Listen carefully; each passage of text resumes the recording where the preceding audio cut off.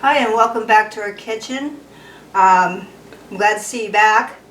And it's getting cold here in northeastern Pennsylvania. We've been lucky we haven't had very much snow yet. But there's nothing that screams winter comfort food than beef stew. Now, I am a little bit quirky when it comes to this kind of stuff. I went over beef stew recipes, and then I went over burgundy beef recipes. And I like the features on one, and I like the features on the other. So what I did is I mixed them together. And today, we're not going to add any potatoes. I'll show you the trick later on. That was in the beef stew, but I like the flavors of the beef stew and then the burgundy mixed all together. And I'm going to show you how we make it.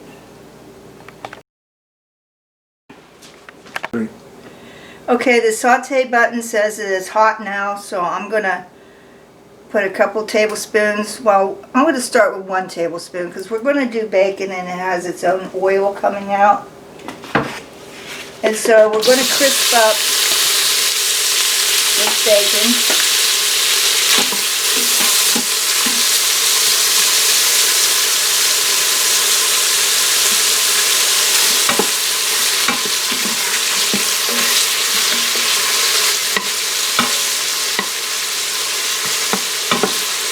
Like I say, I did a stew recipe. I take probably 3 recipes of well-known chefs and stuff like that, and I look at them and I pull out the parts that I like in the beef Bourguignon or beef burgundy. They don't have the celery. And I believe no potatoes. They just have the bacon, the beef, mushrooms, and the wine, etc. So I decided, since I like the vegetables that is in beef stew, I would cross the two over. We want to cook this until it's crumbly. So I'll be back to show you what it looks like. Okay, I have the bacon done and put on a paper towel lined plate. I'm going to show you the beef stew meat. This is stew meat. Most recipes call for 2 pounds, but I only bought 1 pound. If you can find a chuck steak that you can cut yourself, you're going to save money. I'm going to salt and pepper this.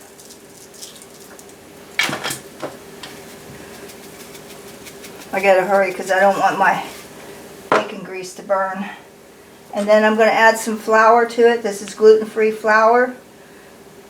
Just to cover it up a little bit to make a thick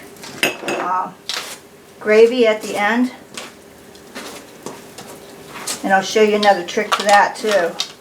So what we want to do is we just want to get this coated. It doesn't have to be completely coated.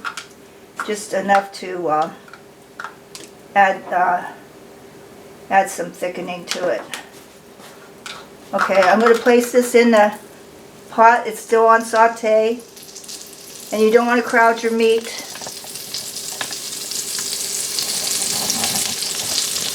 You'll see a lot of blackness on the bottom, but we're going to get rid of that when we start adding the wine and the stock.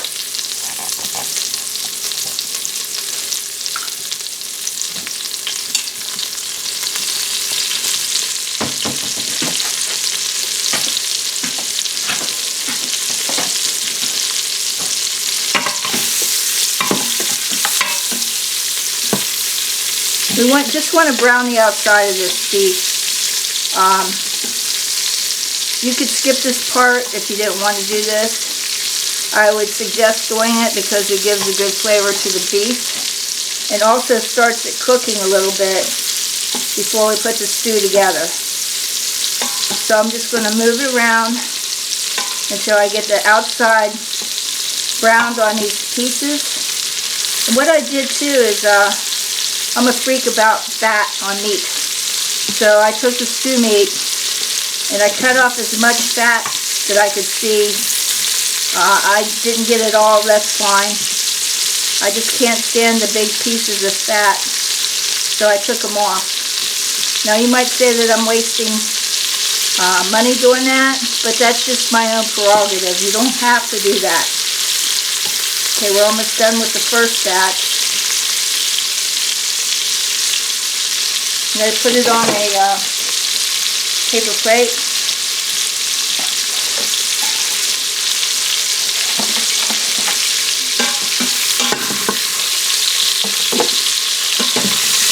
We still have the grease from the bacon in the bottom that we're frying this beef in.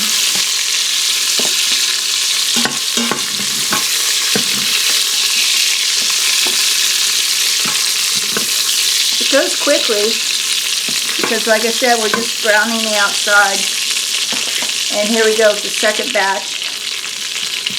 I just sprinkle it in. And I made these fairly small pieces. I myself do not like large pieces of meat in my food. I like small bites. And I attribute that to my small mouth. Okay, we're going to fry this up. If it looks like there's still not enough oil in there or grease from the bacon, you can add a little bit of olive oil. And I'm making this dairy-free because a lot of your recipes for these stews and everything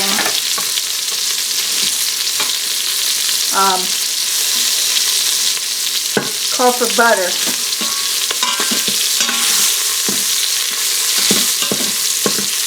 But I could use my plant butter in here. But I'm not sure what kind of flavor would come out. So I'm just going to use the olive oil.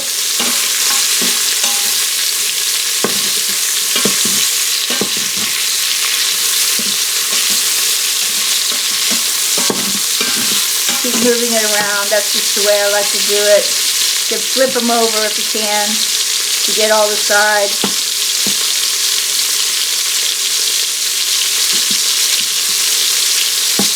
Okay, and I'm going to remove these.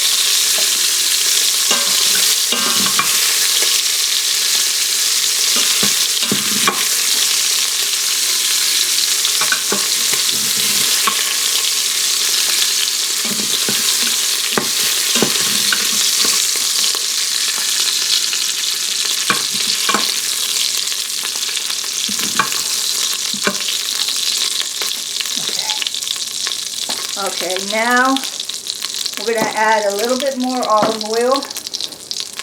You see how burned it is on the bottom? Don't worry about that yet. It's just the good stuff. It's not really burnt. And what we're going to do is we're going to add our veggies. Here I have one sweet potato that I made into cubes. I have a couple sticks of celery, which I like to use the leaves. In the middle of the celery, the leaves, plus the tender stalks. And I also have half of a large onion. And we're going to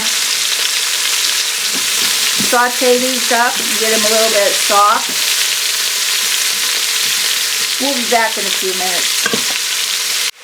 I forgot to say that I added carrots to this vegetable medley too.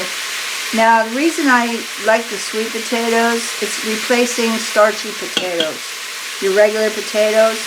And I made a chicken soup the other night that had the sweet potatoes in it, and actually, instead of rice, I used cauliflower rice. So when I cut a sweet potato, I cut the ends off, then I peel it, and then I slice it in discs.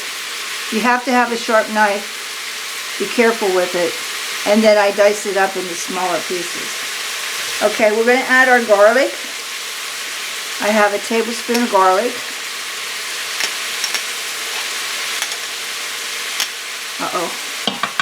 Need a smaller spoon.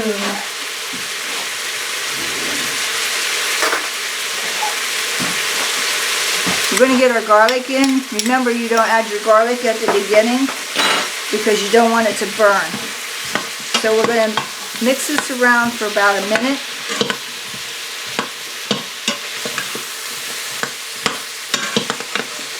Sorry about the clanking noise. I try not to do that.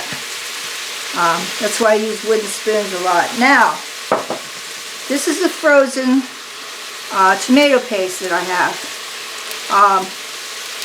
I put the rest of the can in a baggie, and I flattened it down and put it in the freezer. Now, if you just want a couple tablespoons, you can break it off and then put it in your food, put the rest back in the freezer. Let me try to get this out of here. Best way is just turn it inside out. Get it out. There we go. Probably about 3 tablespoons left in that can. So, I gotta wipe my hands. I got tomato paste all over them.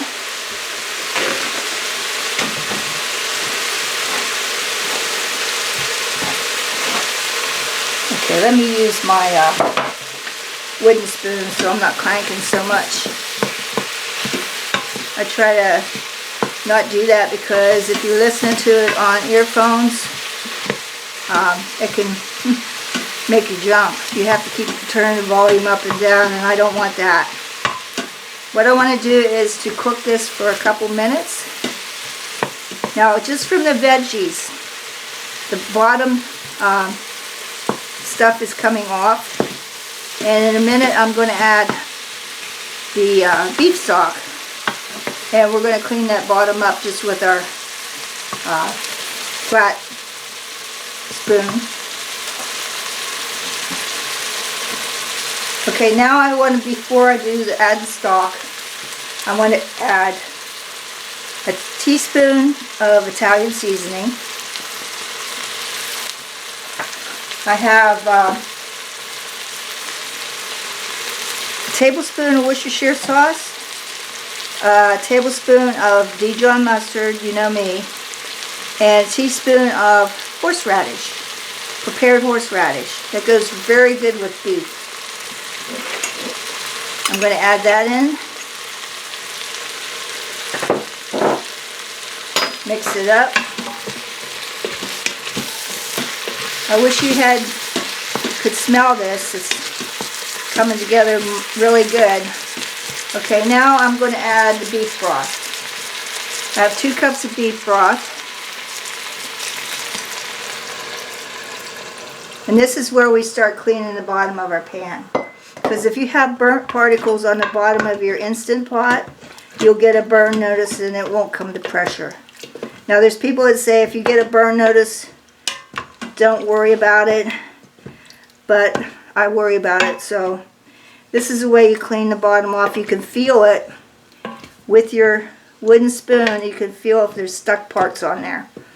And I feel some right there, and I'm scraping over the bottom to feel if there's any more, and I don't really feel it. Oh, right there. Probably around the edges is where you want to go. Okay, next I'm going to add the rosemary and thyme bundle. I tied them together. I had these left, the fresh ones left over from Thanksgiving that we didn't get to have.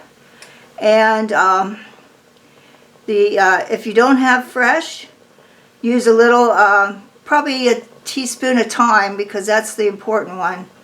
And if you don't want the rosemary, leave it out. And then what I want to tell you is also we're going to add 2 bay leaves. And anything you see in this recipe that you don't like or you don't have, you can leave it out. Now I'm going to add 2 cups of red wine. Now we're not wine drinkers. My husband is more than me, but we usually don't keep wine in the house. So I went and bought a non-expensive bottle of wine. And they say if you don't drink it, don't use it because it won't come out right. Well, I have to disagree because I've used them before. Next I'm going to add, this is sort of my secret ingredient, half a cup of coffee, just black coffee. And this brings a little bit of what they call umami, which is a deep earthy taste. And especially your mushrooms do that too. So now I'm going to add back in the beef.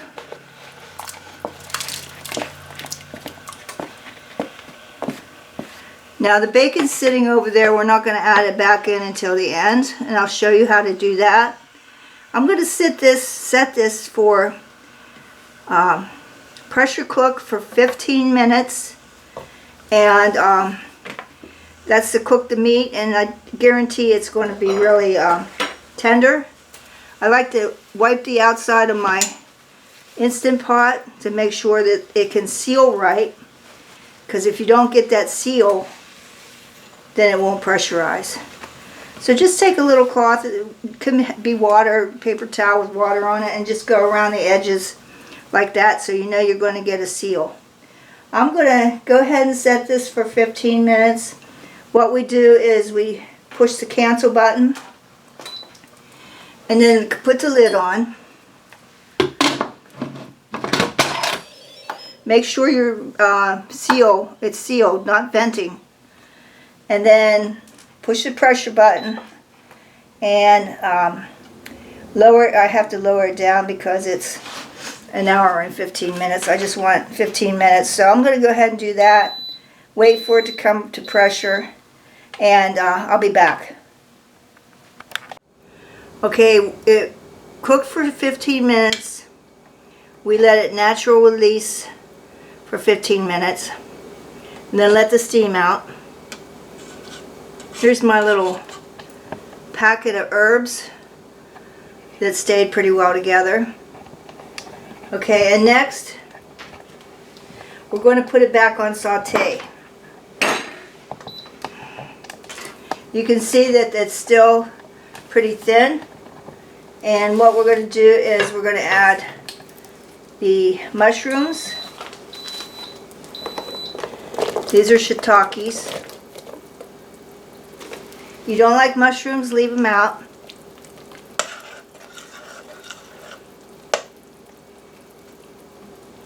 It's already sliced from the store.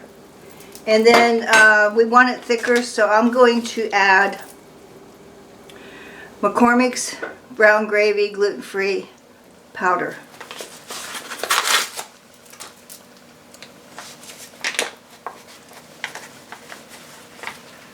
And sprinkle it over the top.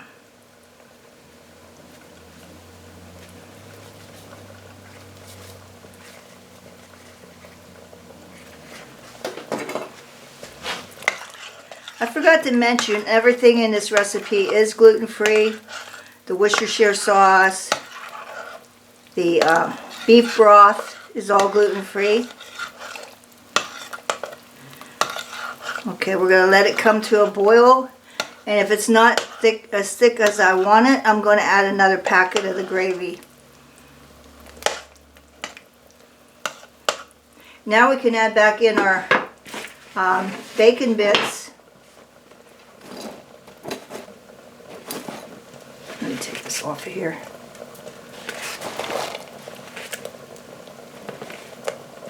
Got to get every single one, you know that.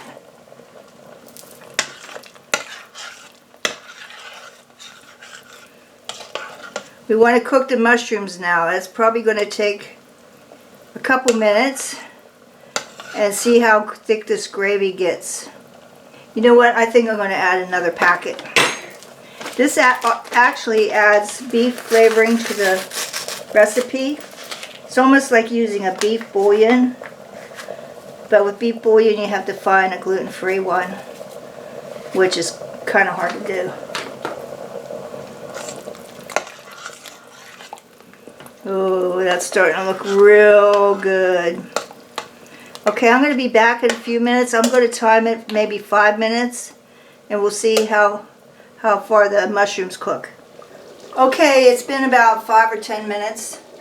Test your mushrooms to see if they're done. I actually take one out and let it cool a little bit and then bite into it. That's my kind of test.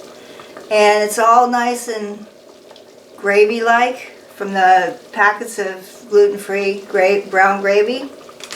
And I got this cute little bowl at the grocery store. It's got a snowman on it. And the big thing about the truck, the red truck, country truck with the Christmas tree in the back. Gonna load it up with all the veggies, the meat.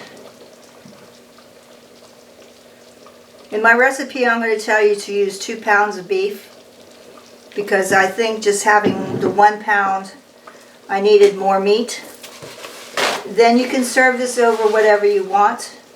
We're going to be eating it plain as a soup.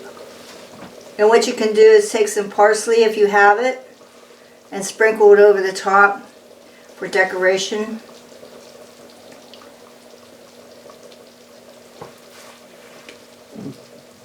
I don't know if you can see that, but it looks really pretty. Okay, I want to thank you for being here, and I hope you subscribe to my channel. I'm going to be bringing some new exciting recipes in because we're going low carb in our household. So I'll be doing a lot of low carb dishes. And if there's anything else you want to see as far as dietary restrictions, I'll try my best to give you dishes in that category. So let me know, and I'll put my email on the end of my video, and I'll see you next time. Bye.